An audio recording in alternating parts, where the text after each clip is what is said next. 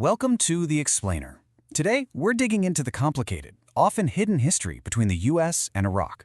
And, as our source material reveals, it's a story that might be less about politics and a whole lot more about a relentless thirst for oil. So let's start with the big idea from our source. Modern Iraq isn't some ancient, eternal nation. It's actually a pretty recent invention, an artificial state drawn onto a map of a very ancient land. And that's the key to understanding everything that follows, because it means the nation's foundation wasn't built by its own people, but by foreign empires who had their own agendas.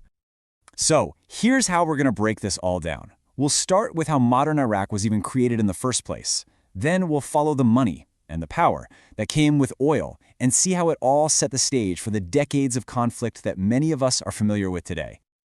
Okay, so our story really kicks off in the ashes of World War I.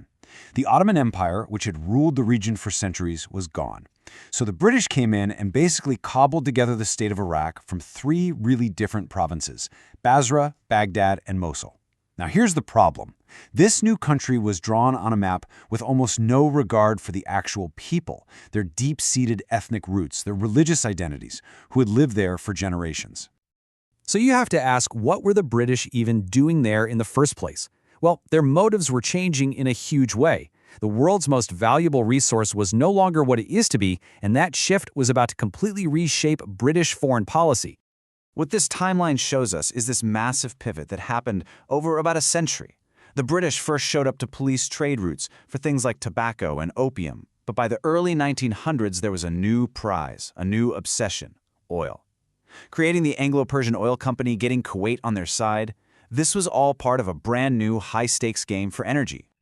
And yeah, this slide just lays it out perfectly. The British Empire literally pivoted from what our source calls a drug-dealing empire, built on things like opium, to an oil empire. And securing petroleum wasn't just about making money. It was about powering the Royal Navy and dominating the new industrial age. And how did Britain control its new territory? Through brutal force. When the Iraqi people rebelled, the British unleashed the first ever mass aerial bombing of a city, right on Baghdad. And when he was questioned about it back in Parliament, Prime Minister David Lloyd George gave this absolutely chilling justification for the policy. All right, now fast forward past World War II. The global balance of power has totally shifted. Great Britain is exhausted, and a new superpower, the United States, is stepping in to fill that void. And America's foreign policy? It would be permanently shaped by a lesson it learned in the heat of battle. 80%. You gotta let that number sink in for a second, because it's central to understanding why the war in the Pacific even started. That's how much of Japan's oil came from the United States. So when the US cut off that supply in 1941 to try and stop Japanese expansion, it directly triggered the attack on Pearl Harbor. Japan was desperate for new resources. And if Pearl Harbor wasn't enough, this lesson got hammered home again over in Europe. In 1944, a massive German counteroffensive, the Battle of the Bulge, ultimately fell apart when its most advanced, most feared tanks literally ran out of gas. For US military planners, the takeaway was absolute: never, ever run out of oil. So, with that lesson burned into their minds, the US immediately put this new never run out of oil doctrine into practice. In 1945, President Roosevelt met the King of Saudi Arabia and struck a historic deal. The US would militarily protect the Saudi monarchy forever. And in exchange, America got guaranteed access to its vast oil reserves. This single pact became the cornerstone of US policy in the Middle East for decades. Okay, so how does all this background on oil policy actually play out on the ground in Iraq? Well, you can see it perfectly in the United States' really complicated up-and-down relationship with Saddam Hussein. You see, for a long time, the US didn't view Saddam as this big bad guy. Nope, he was a useful, pretty ruthless asset. They saw him as a secular wall against revolutionary Iran. So the US gave him intelligence, military support, even diplomatic cover, all because his regime was seen as a partner in keeping the region stable. So how did this ally suddenly become an enemy? Well, it all just unraveled, and fast.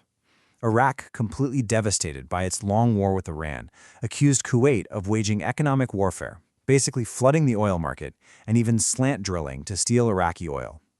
So when Saddam Hussein asked the US ambassador where America stood on all this, her very vague response was taken in Baghdad as a green light to go settle the score.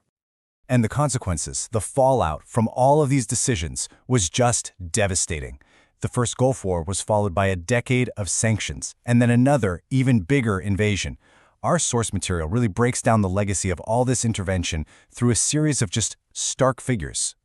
Throughout the 1990s, the U.S. led what our source calls the most brutal sanctions in human history. And we're not just talking about economic sanctions. By cutting off access to basic food and medicine, these sanctions caused the entire Iraqi healthcare system to just collapse, leading to widespread starvation. The human toll was almost unimaginable. And get this, according to the UN's own estimates, 500,000 of those who died were just kids, children under the age of 5. And the suffering didn't stop there.